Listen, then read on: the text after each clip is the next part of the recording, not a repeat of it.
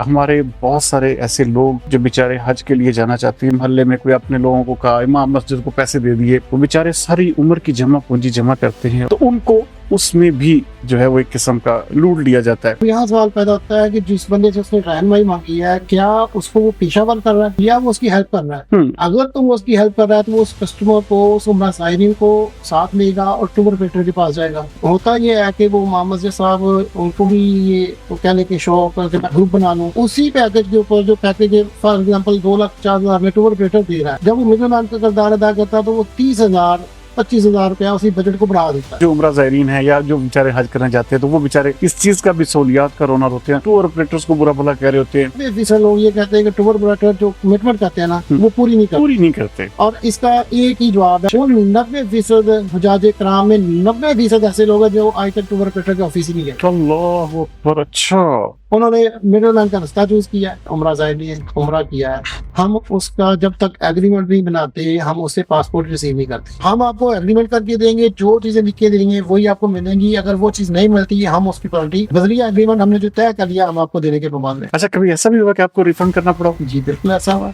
हज उम्रा करना चाहता हूं, तो मुझे क्या गाइड करेंगे, कैसे रेट्स कैसे फाइनल करूं? तरीकाकार बहुत आसान है इसका, लेकिन थोड़ी सी मेहनत करनी है। थोड़ी सी मेहनत, बहुत ज्यादा मेहनत नहीं है। ये टेक्निकल पॉइंट है। अगर ये अवाम उम्रा ज़ायरीन ने क्लिक कर लिया तो आज के बाद कोई उम्रा ज़ायरीन महंगा पैकेज नहीं, वो खुद डिजाइन करने के काबू हो जाएगा। वो टूर ऑपरेटर के तौर पे काम करेगा।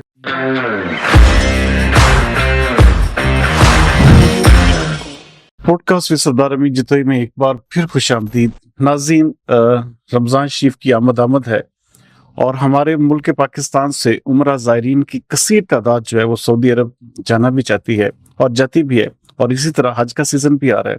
इसीलिए आज हमने खुसूसी तौर पर अपने स्टूडियो में मदऊ किया है silver star travels and tours के सीईओ इरफान मजीद औलख को। ये पिछले 15 साल से फैसलाबाद में अपनी शानदार खिदमत सर अंजाम दे रहे हैं और इंतहाई अच्छा और नेक नाम रखते हैं। Welcome to the show. Aulakh sahab, कैसे हैं आप? ठीक ठाक हैं? इरफान मजीद साहब, हज से और उम्रा से जुड़े बहुत सारे मसाइल हैं जो हमारे आम लोग जो हैं बेचारे समझ नहीं पाते, और हमने अक्सर देखा है कि यहाँ से लोग जब जाते हैं वो किसी न किसी इशू में, कभी कोई किसी को मंशियात किसी के साथ चली जाती है, कभी कोई ये बेचारा रोना रोता है कि जो मुझे बताया गया था वो दिया नहीं गया, और कभी कोई इस तरह की चीजें जो हैं वो पैसे ज्यादा। तो इन चीजों की तरफ हम आपसे वो जो है डिटेल पूछेंगे, लेकिन थोड़ा सा मैं आपके अपने जो इदारा है silver star travels and tour, जो कि मेरी इतलात है कि पिछले 15 साल से आप इंतहाई नेक नामी के साथ काम कर रहे हैं, इसके हवाले से थोड़ा सा शुरुआत कैसे हुई, किस तरह से ये शुरू किया और आज तक का सफर थोड़ा सा बताइएगा।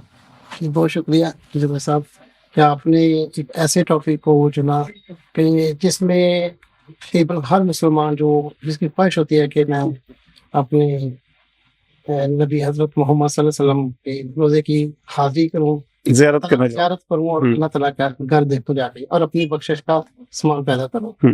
तो इसमें सबसे पहले मैं अपने बारे में थोड़ा बता दूं कि तकरीबन 1998 के सीरीज में मैंने मैट्रिक क्लियर किया। तो उसके बाद कुछ ग्रेड वाला इस तरह थे कि हम फैक्ट्री में जॉब कर रहा था। तो 10 साल तकरीबन लगातार मैंने फैक्ट्री में एज ए वर्कर काम किया। तो उसके बाद अचानक से 10 साल बाद एक मेरे अजीज रिश्तेदार, उन्होंने मुझे मशवरा दिया कि आप टूर ऑपरेटर ट्रैवल एजेंसी में आपको बना के देता हूँ, आप इसमें इंटर हो काम करें। फिर हमने तो इस चीज की बिल्कुल आवना हो गई थी इस वक्त।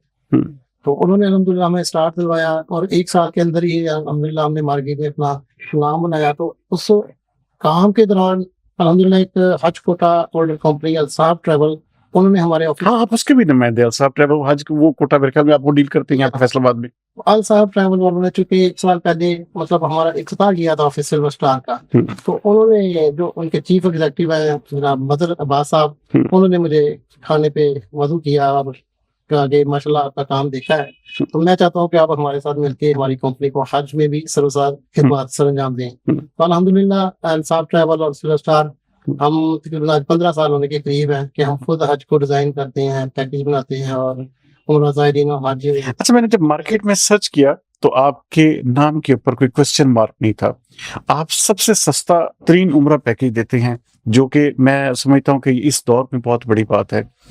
सबसे पहले तो मैं आपसे ये जानना चाहूँगा कि हमारे बहुत सारे ऐसे लोग जो बेचारे हज के लिए जाना चाहते हैं, लेकिन ऐसे लोगों के हत्थे चढ़ जाते हैं। मिसाल के तौर पे एक बंदा हज से या उम्रा से वापस आया, उसने अपने आते ही मोहल्ले में कोई अपने लोगों को कहा, इमाम मस्जिद को पैसे दे दिए।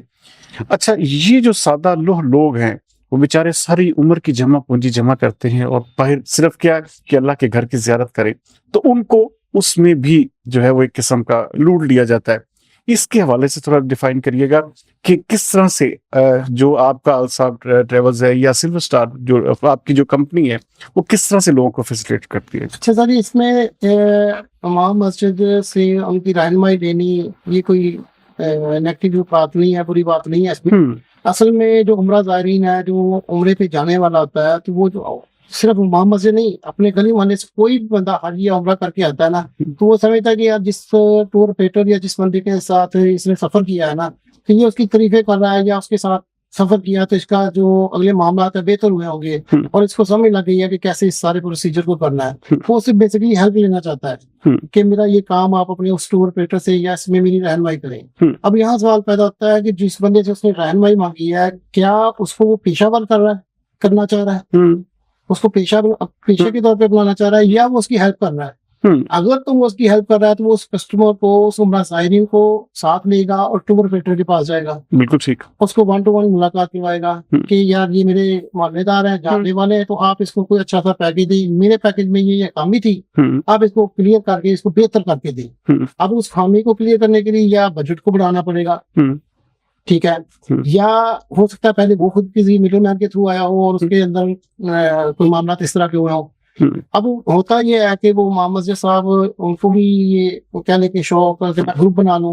अब वो ग्रुप बनाते हैं, तो जो टूर ऑपरेटर का ओरिजिनल रेट होता है, जो पैकेज मार्केट में उन्होंने इंट्रोड्यूस कराया जाता है, उसके ऊपर वो जारी बात उन्होंने अब खुद प्लान कर लिया, उनको साथ निकालने का एक ग्रुप बना लिया, तो आप अपना 10 से 15,000 एक्सपेंस डाल दिया, फिर ज़ियारत का और कुछ फिर लालच भी थोड़ी सी होती है कि अपना भी इस मामले से मुंसलिक करना होता है। तो उसी पैकेज के ऊपर जो पैकेज फॉर एग्जांपल 2,50,000 में टूर ऑपरेटर दे रहा है, वही पैकेज वही होटल, अब वो मस्जिद जरूरी कि हम नॉमिनेट करें या कोई भी बंदा है, जब वो मिडिल मैन का किरदार अदा करता है, तो वो 30,000 25,000 रुपया उसी बजट को बढ़ा देता है। अब इशू ये पैदा होता है, होटल वही है, वहां पे 2,50,000 में भी उम्रा ज़ायरीन पहुंच गया है, 2,80,000 में भी पहुंच गया है। अब वो आपस में जब गुफ्तगू करते हैं, ये पहला सवाल है जो प्लेन में बैठते ही शुरू हो जाता है, आप कितने में गए हैं जी, आपका पैकेज क्या है। तो जाहिर बात है, राम की हालत में सब सच बोलते हैं, कोई भी अपना नहीं पैकेज देता बेशक। अब वहां पे वो जो 280 वाला 2,80,000 पेड करने वाला, वो समझता है कि यार 280 में तो मुझे बहुत अच्छी चीज मिल जानी थी।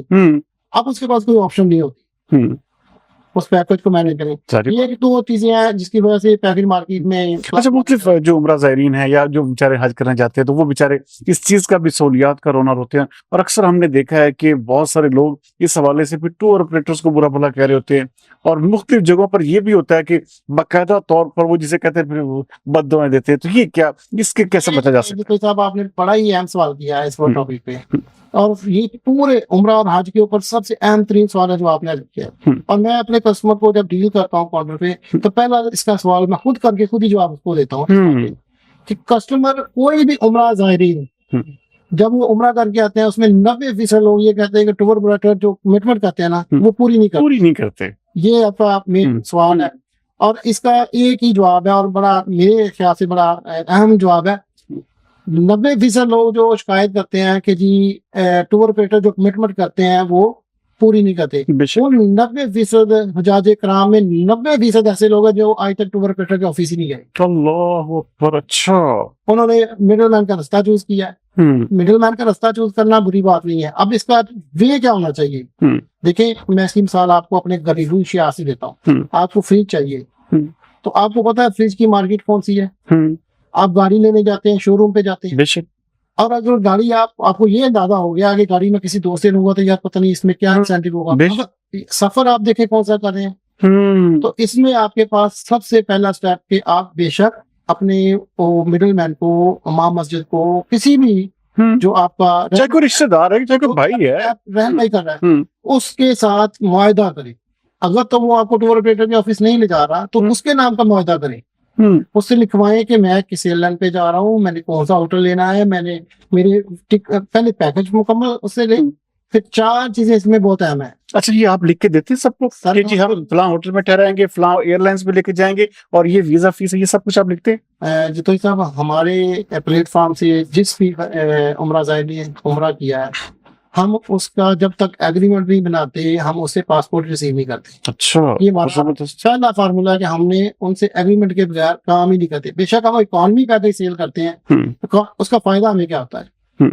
उसका सबसे बड़ा फायदा होता है कि हम अपने सिर्फ सर्विस चार्जेस को लगा देते हैं। माइनर सा सर्विस चार्जेस रखने के बाद डायरेक्टली एयरलाइन की प्राइस, जो टिकट की प्राइस है, वो नाम शो कर देते हैं। मक्का के होटल की प्राइस शेयरिंग बेड में एक दिन के रूम रेट के हिसाब से शेयर कर देते हैं, मदीना की भी शेयर कर देते हैं, मदीना मुनव्वरा की।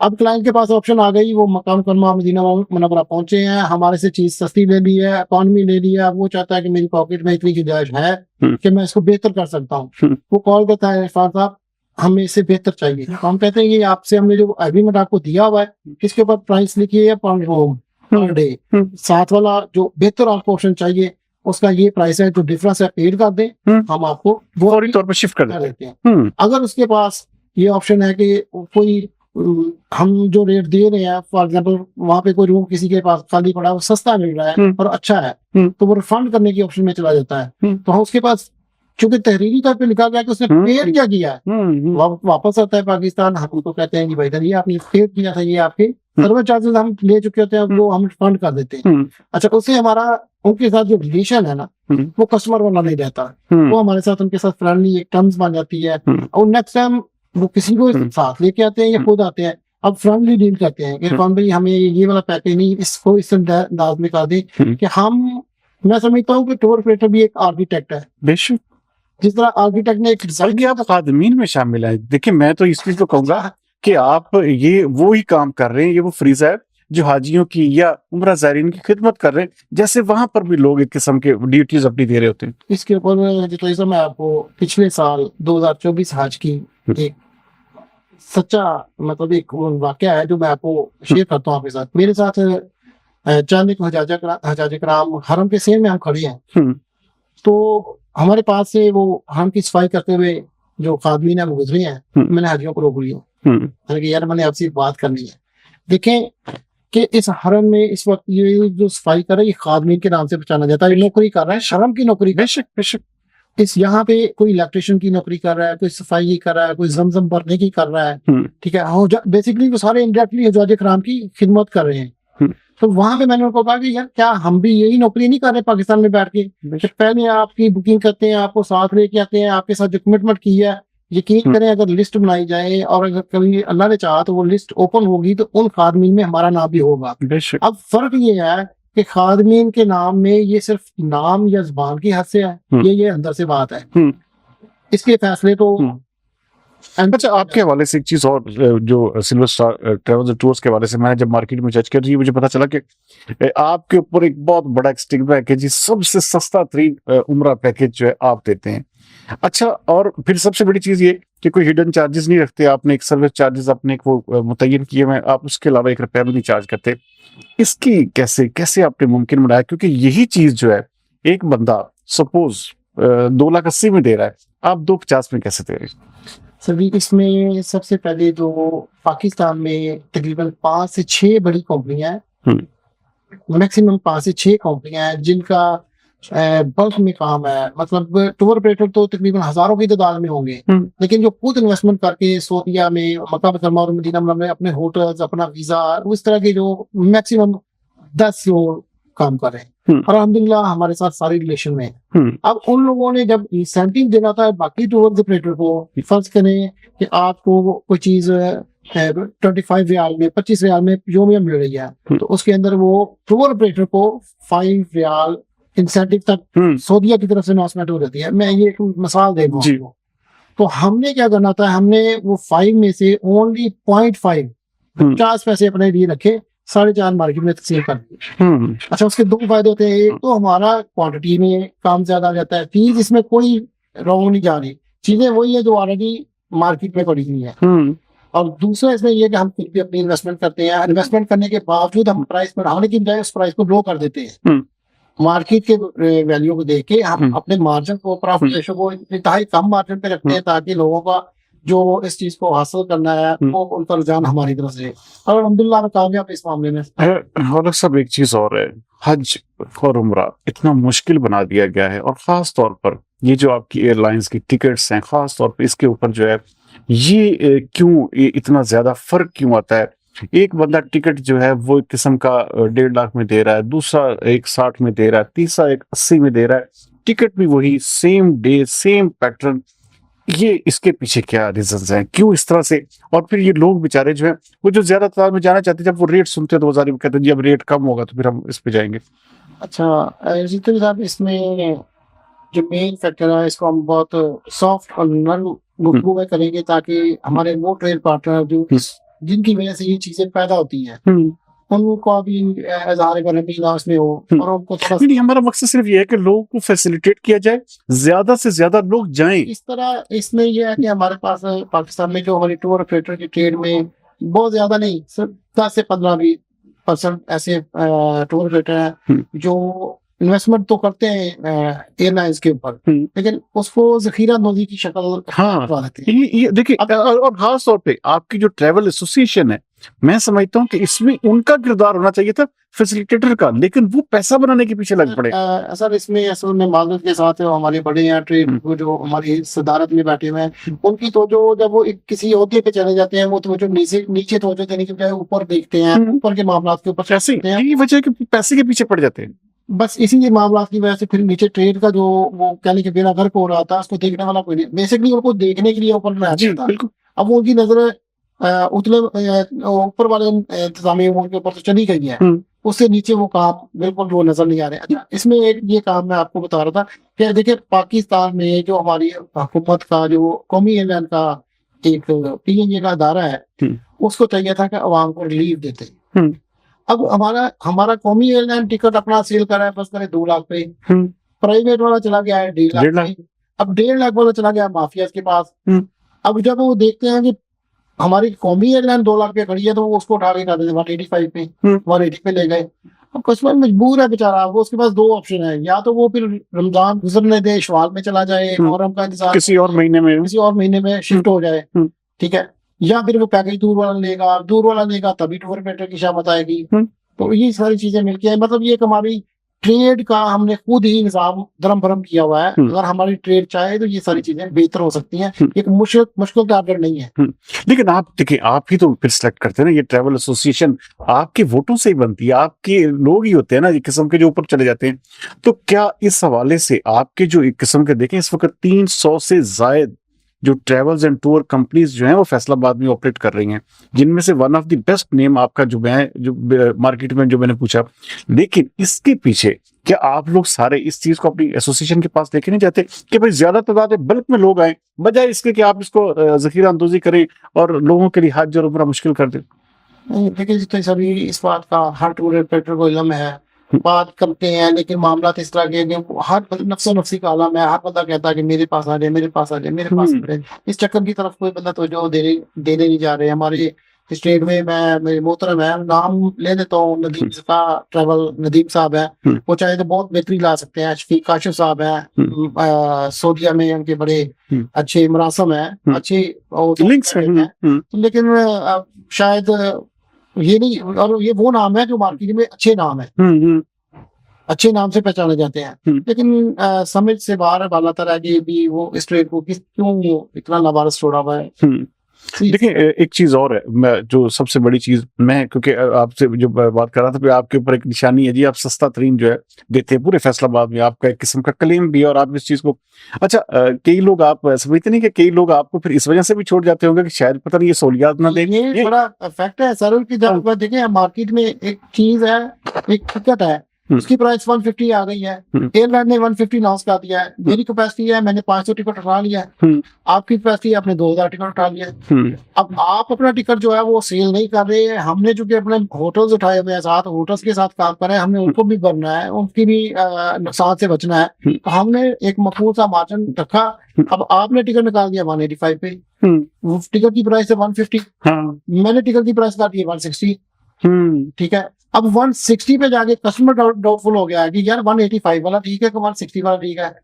वो 160 वाले को वैसे ही इस वजह से देखता है कि पता नहीं ये बंदा शायद 2 नंबरी कर रहे है हमारे साथ। हैं। तो ये बड़ा एक इफेक्ट है। इस वजह से फिर कस्टमर जो है ना वो डिस्टर्ब हो रहा है। मार्केट हमारी उस फ्लो में नहीं जा रही। इतना जो फ्लो मार्केट में आता है हम उसको डिस्टर्ब कर देते हैं। देखिए अब क्या इफेक्ट है, पीछे मिडिल मैन का किरदार है, पासपोर्ट डायरेक्टली टूर ऑपरेटर के पास नहीं आ रहा, ठीक है। मिडिल मैन होना चाहिए, वो बिजनेस क्रिएट कर रहा है, मिडिल मैन का किरदार पॉजिटिव होना चाहिए, कोई अर्ज नहीं है, ठीक है। अब किसी जगह पे जाके टूर ऑपरेटर भी मिडिल मैन का किरदार कर रहा है क्योंकि उसके पास डायरेक्टली अगर सऊदीया के साथ एग्रीमेंट नहीं है, तुम्हारे पास लाइसेंस तो गवर्नमेंट से इजाजत तो उसने ली हुई है, लेकिन अब वो भी अपना पॉजिटिव किरदार अदा करे। अगर उसके पास पैसा है, वो कुछ चीज स्टार्ट करता है, वो उसको मुनासिब मार्जिन पे सेल करे और अपने हर हज जो भी हज होता है बद इंतजामी हमें देखने को मिलती है। वहां पर हाजियों को सहूलियात का फुकदान मिलता है और फिर वो एक किस्म का पूरे के पूरे सोशल मीडिया की भी जिनत बनता है। इस चीज को कैसे दूर किया जा सकता है और आप इसको कैसे हैंडल करते हैं? जी साहब, इसमें हज के ऊपर जो बात आपने की है, यहाँ पिछले 3-4 साल से ना कुछ चेंजिंग आ रही है। मकातब जो मकतब है, मीना अरफात मुजदलिफा में जो उसकी अनाउंसमेंट की जा रही है, वो उसकी मैनेजमेंट चेंज की जा रही है, उसकी तरीकाकार चेंज किया जा रहा है। तरीकाकार चेंज करने के साथ सऊदी अरब ने ऐलान किया हुआ है कि पाकिस्तान में फर्ज करें 900 के करीब हज कोटा होल्डर कंपनियां हैं, वो चाहते हैं कि हमें चंद एक लोग डील करें। उन्होंने उनको कन्वर्ट कर दिया 46 में। 900 कंपनीज 46 के करीब कन्वर्ट हो गई। अब सब ने मिलके उसके मर्ज किया, 20 कंपनियों को मिला के तकरीबन ये कोटा फिल किया। अब आगे एक बंदा डील कर रहा है, एक चीफ एग्जीक्यूटिव बन गया उस कंपनी का।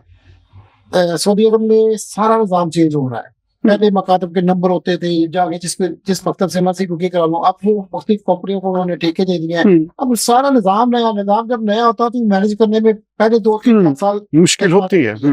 कोई 35 लाख में हज करने गया और वो परेशान हो, उसको कोई बस का प्रॉब्लम आ रहा है मकतब की तरफ से, कोई भी मकतब डी वाला है तो उसको खैमों में प्रॉब्लम आ रही है, स्पेस कम हो गई है। तो मैं इंशाल्लाह ये बेहतर हो जाएंगे। इसके ऊपर सऊदी अरब में बहुत काम हो रहा है और इसमें टाइम लगेगा। इस साल मजीद बेहतरी आएगी। पिछले से पिछले साल, लास्ट 2 साल पहले इसमें बहुत ज्यादा ये मसाइल आए थे, बिल्कुल ठीक है, लेकिन लास्ट ईयर जो हमने अल्हम्दुलिल्लाह किया उसमें मकतब डी मतलब इकॉनमी बहुत बेहतरीन चला है। इस साल भी इंशाल्लाह उम्मीद है कि इसमें अल्हम्दुलिल्लाह इस साल तो ये हुआ है कि मकतब डी वाले लोग उन्होंने अपनी जो जोन की पेमेंट टाइम से कर ली है, परचेज कर ली हुई है, जबकि ए मकतब और बी के ऊपर थोड़ा लेट हुआ है काम कर रहे हैं, लेकिन इंशाल्लाह उसके लिए चीजें बेहतर हो जाएंगी। नाज़रीन कहीं मत जाइए, छोटा सा ब्रेक लेंगे। ब्रेक के बाद दोबारा औलख साहब के साथ आपकी खिदमत में हाजिर होते हैं।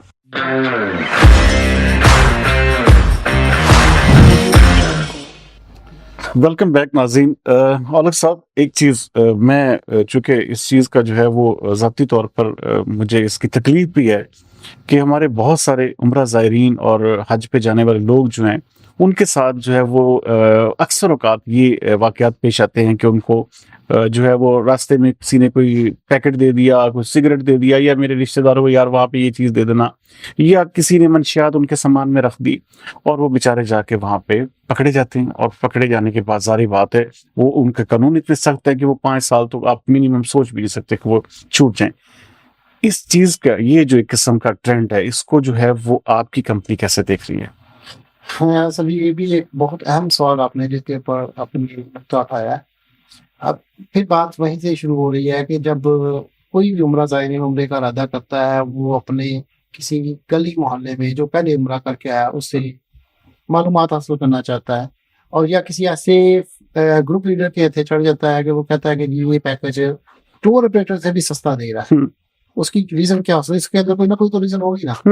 अच्छा, अब वो इस तरह इसके ऊपर मैं आपको मिसाल भी दूंगा, बल्कि हमारे अपने गांव के जो मेरे वहां पे अब देखिए एक उम्रा या हज हो रहा है 3 लाख रुपए में, तो उसको जो है वो आधे पैसों में कोई बंदा लेके गया, और वो भी कोई जालसाज पीर था, और पीर के कहने पे वो 2 खवातीन उसमें एक मर्द शामिल है, तो वो बेचारे जो है वो एक किस्म के इसी उनको फिर सामान में उनके मंशियात रख दी कि जो उनके साथ एक ग्रुप था, तो अब वो इस वक्त जो है वो सऊदी अरब की जेल में कैद है।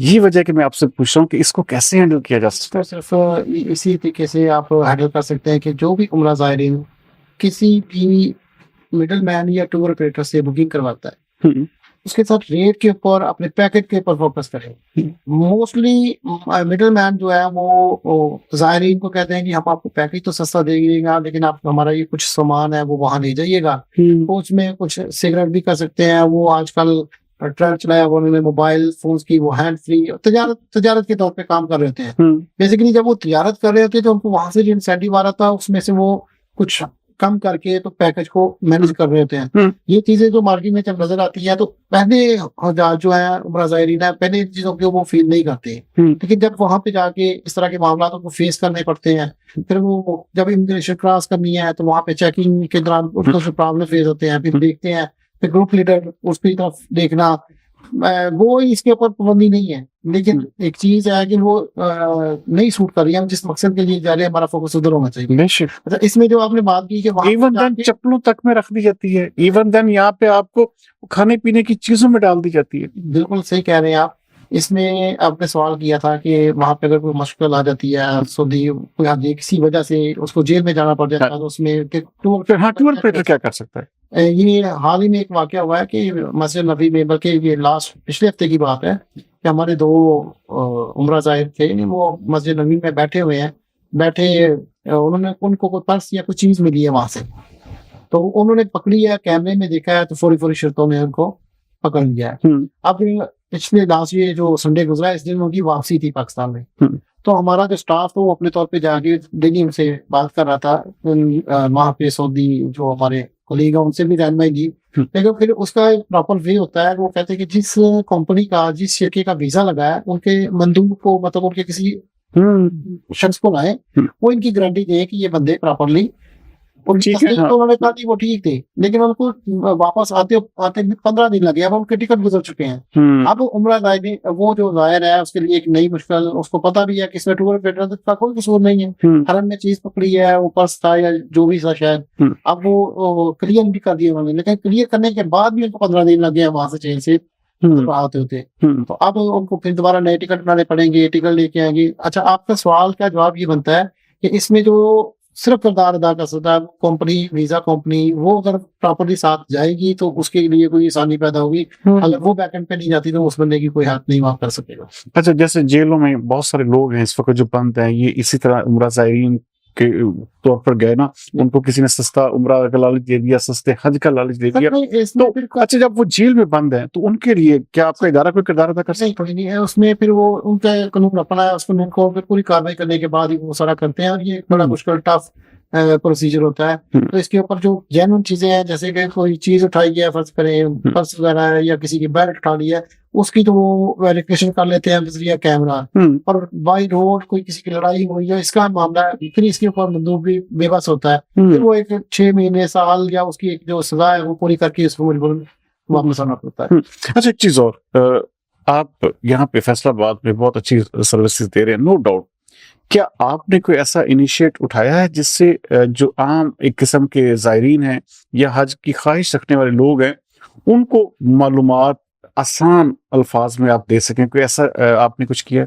जी जितने साहब, इसमें हमने, आप देखें कि कोई भी इंटरनेशनल ट्रैवलिंग करते हैं लोग, तो इंटरनेशनल एक वेबसाइट है booking.com, जहाँ पे लोग घर बैठे अपना कोई भी पूरी दुनिया से कोई होटल बुक कर सकते हैं। क्योंकि हमारी ट्रेड उम्रा और हज के मुतल्लिक है, तो हमने उसी की तरफ पे हमने एक पोर्टल लॉन्च किया है मार्केट में कि जिसका नाम है umrah.guru। अच्छा, आप जस्ट आपने क्लिक करना है गूगल पे जाके umrah.guru आप क्लिक करेंगे तो हमारा पोर्टल ओपन हो जाएगा।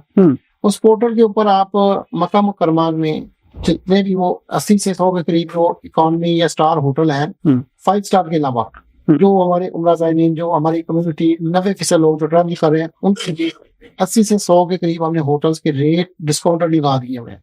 बिल्कुल, हमने इसको B2B नहीं B2C कर दिया है। फिर कोई भी उमरा ज़ायरीन जस्ट अपने मोबाइल से क्लिक करे और डायरेक्टली उसकी पिक्स देखे, उसका डिस्टेंस देखे, और उसके मुताबिक वो अपनी बुकिंग कॉल पे भी करवा सकता है। इसी तरीके से हमने मदीना मुनव्वरा में, और सेकंडली इसके साथ हमने एक पोर्टल के साथ नोट कर दिया कि टिकट के ऊपर क्लिक, पोर्शन बना दिया है, टिकट लिखा हुआ, अगर आप टिकट के ऊपर क्लिक करते हैं तो आपको पूरे पाकिस्तान में मुल्तान, इस्लामाबाद, लाहौर, सियालकोट के सस्ते तरीन टिकट आपको B2C के रेट में सामने ओपन हो जाएंगे। अब डिसीजन आपने लेना है कि आपने मिडिल मैन के थ्रू वो टिकट महंगा परचेज करना है या डायरेक्टली कंपनी से आके परचेज करना है, इसके ऊपर आपकी राय, अपनी चॉइस है। हम ये नहीं कह सकते कि आप ओनली हमारे साथ करें, जहां से बेहतर लगता है। लेकिन अगर आप इस प्लेटफॉर्म पे आते हैं तो इंशाल्लाह आपको बेहतर से बेहतर सहूलियत मिलेगी। अच्छा, एक चीज और, मैं सपोज हाजी उम्रा करना चाहता तो मुझे क्या गाइड करेंगे कि मैं मुख्तलिफ एजेंट्स जो विजिट करूं, या कैसे रेट्स कैसे फाइनल करूं, और किस तरह मैं सस्ते तरीन जैसे आप जैसे बंदे के पास पहुंच सकता हूँ? अच्छा सर, इसमें बहुत ही एक तरीकाकार बहुत आसान है इसका, लेकिन थोड़ी सी मेहनत करनी है। थोड़ी सी मेहनत, बहुत ज्यादा मेहनत नहीं है। आप किसी भी एक टूर ऑपरेटर के पास जाएं, किसी भी मिडिल मैन के पास चले जाएं, उससे आपने फर्ज करें 21 दिन का या 15 दिन या जो भी आपकी ख्वाहिश है उसके मुताबिक पैकेज, पहले आपने सबसे पहले उससे पैकेज डिजाइन करवाएं। उसे बोले कि हमें भी आप इतने फासले पे 21 दिन का पैकेज दे दें। फॉर एग्जाम्पल वो आपको कहता है जी ये पैकेज आपका 2,50,000 में है। अब सेकंड ऑप्शन आपने ये यूज करना है, ये टेक्निकल पॉइंट है। अगर ये अवाम उम्रा ज़ायरीन ने क्लिक कर लिया तो आज के बाद कोई उम्रा ज़ायरीन महंगा पैकेज नहीं, वो खुद डिजाइन करने के काबू हो जाएगा। वो टूर ऑपरेटर के तौर पे काम करेगा। आपको टूर, कोई भी टूर ऑपरेटर, कोई भी रैबर आपको एक पैकेज देता है, फॉर एग्जाम्पल 2,50,000। ठीक है। अब आपने उसको 2,50,000 को एक साइड पे लिख लिया। अब आपने 4 चीजों के रेट लग करवाने हैं। आपने उसको कहना है कि भाई मुझे टिकट जो दे रहे हैं इसकी प्राइस लग लिखो। सेकेंडली आपने कहना कि जो आपने मुझे वीजा इसमें ऐड किया इसकी प्राइस लग कर दे। मक्का के होटल की पर नाइट या मक्का की जो एक्सपेंस मुझे लग कर दे। मदीना के लग भाई नहीं, साथ होटल का नाम लिखा हुआ है साथ। इसी तरीके से आपने मदीना मुनव्वरा के होटल का नाम और उसका ट्रेन लिखवा दिया। ठीक है। अब उन चारों को दोबारा कैलकुलेट करें। अब उसके पास ऑप्शन लॉक हो गई, या टूर ऑपरेटर बड़ा सोच समझ के उसने रेट तो दिया है वैसे ही आपको नॉर्मली, अब आपने उसको बंद गली में दाखिल कर दिया है। अब वो जब उन 4 चीजों को उसने डिवाइड कर दिया कि टिकट का रेट ये है, सर्विस चार्ज अपना वीजा ये है, मक्का मदीना। अब यहाँ पे या तो वो बहुत समझदार टूर ऑपरेटर होगा तो वो सर्विस चार्ज से लैग कर देगा, और अगर उसने 4 चीजों के अंदर ऐड कर दिया तो उसको खुद समझ नहीं लगेगी उसने ऐड किसमें किया है। आपने वही 4 चीजें रख के किसी 3-4 टूर ऑपरेटर और के पास चले जाना है। सेम यही फार्मूला उन्हीं होटल्स के ऊपर दोहराना है जो होटल आपने पहले सिलेक्ट किया, तो आपकी समझ में आ गया। यकीन करें चारों के रेट आपस में मैच नहीं होंगे।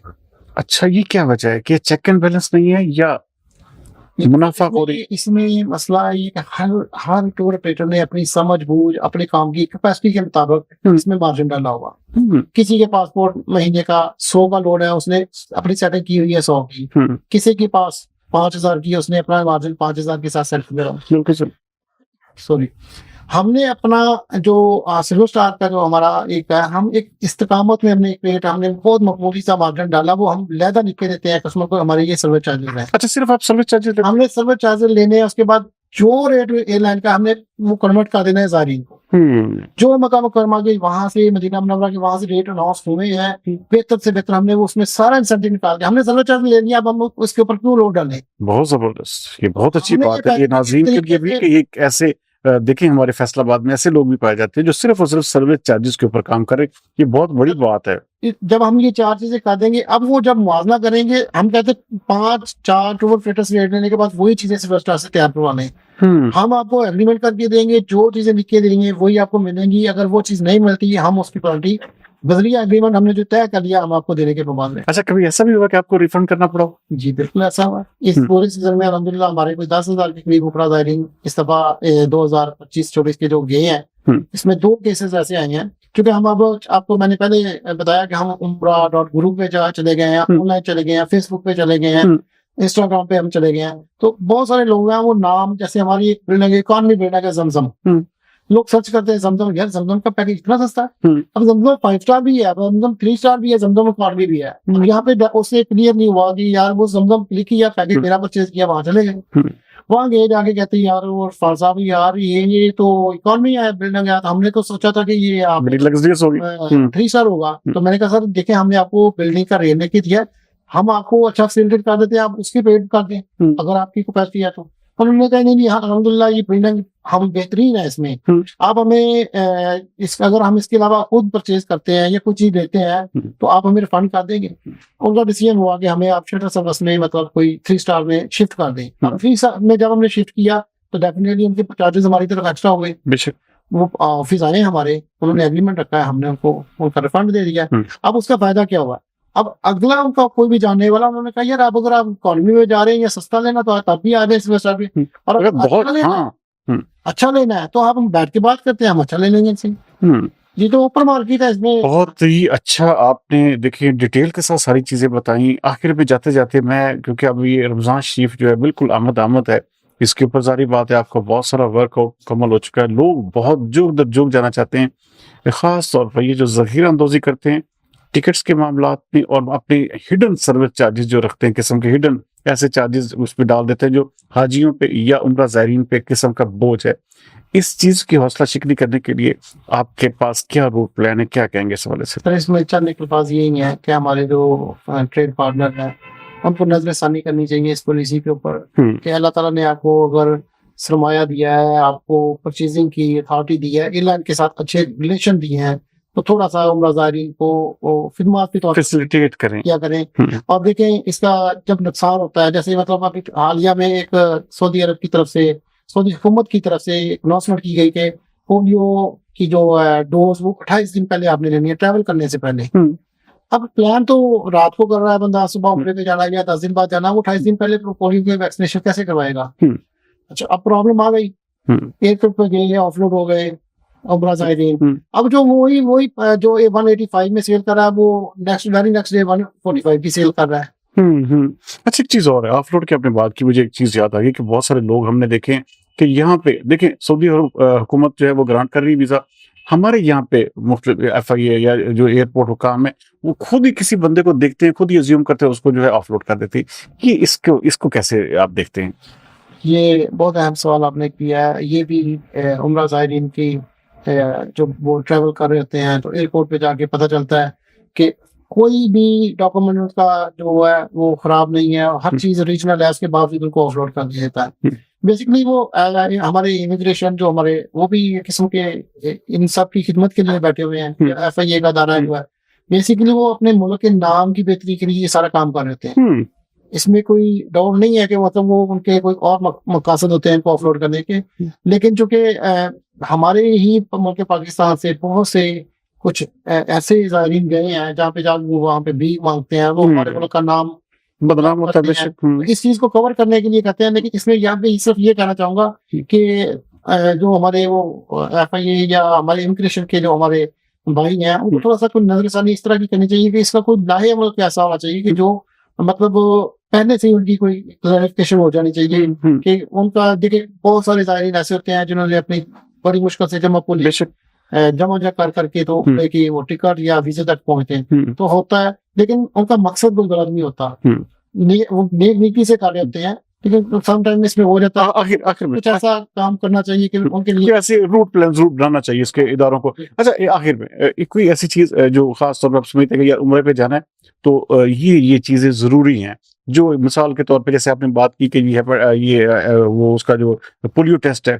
इसी तरह से ऐसी कौन सी चीजें जरूरी हैं जो हर हाजी हर ज़ायर के लिए वो होनी चाहिए? अगर अभी से ख्वाहिश तो हर मुसलमान की है कि अल्लाह ताला के घर हाजिरी हो। बेशक अभी से जब आप इरादा करते हैं पासपोर्ट बनवाने का तो आपको प्लान में है कि हमने 20 से 25 दिन के अंदर या 1 महीने के अंदर ट्रैवल करना है। तो इस वक्त तो चूंकि सऊदी हुकूमत की तरफ से ये लागू हो चुका है कि पोलियो आपने 28 दिन पहले, और ये 7 के अंदर तो बुखार की एक वैक्सीनेशन थी लेकिन उन्होंने वो खत्म कर दी है। तो ये चीजें फिलहाल लाजमी है आज के लिए। तो चूंकि मिनिस्ट्री खुद इन्वॉल्व होती है, वो सारा इसको केयर करती है इसकी, वो तो आसान है सारा प्रोसीजर। उम्रे में बस यही अवेयरनेस है कि इन चीजों को टाइमली, और अगर आप सस्ता करना चाहते हैं उम्रे को टाइमली कहते हैं कि हमें मिले तो अपना पहले पासपोर्ट टाइमली बनवा कर रखिए। कुछ लोग इस वजह से मैंने कर लेते हैं, मतलब एक फैमिली के 8 मेंबर हम उम्रे पे जाना चाह रहे हैं, अब वो 8 मिलके 8 टिकट परचेज नहीं कर रहे एडवांस में, 8वीं पासपोर्ट का इंतजार कर रहे हैं कि उसका बन के आएगा तो फिर हम जाएंगे। अब उसका एक पासपोर्ट बनने में फर्ज करें वो नॉर्मली फीस जमा करवा रहा है तो सारे मिलके भी अगर उसको अर्जेंट करवा दे 5 से 6 हजार 10 हजार रुपए का लॉस हो जाएगा। चाहे वो वापस उसका इंतजार करते करते वो अपनी स्टेज पे आते हैं तो वहाँ पे 15, 20, 25 हजार महंगा टिकट परचेज करना पड़ जाता है। से 2 लाख का नुकसान कर लेते हैं, 5 से 10 हज़ार की सस्ती ऑप्शन नहीं लेते। नाज़िक, आप बड़ी डिटेल के साथ सुन रहे थे जिस तरह के औलख साहब ने फरमाया कि ये बड़ा ही अच्छे तरीके से उन्होंने आपको मैं ख्याल में बताने की कोशिश की है कि किस तरह से ये सस्ता तरीन पैकेज दे रहे हैं और किस तरह से ये लोगों को फैसिलिटेट कर रहे हैं। उम्मीद करते हैं कि इनके आप तमाम तजुर्बात से मुतमिन होंगे। आपका फीडबैक का भी इंतजार रहेगा। अगले प्रोग्राम तक सरदार अमीन जतोई को दीजिए इजाज़त। पाकिस्तान जिंदाबाद।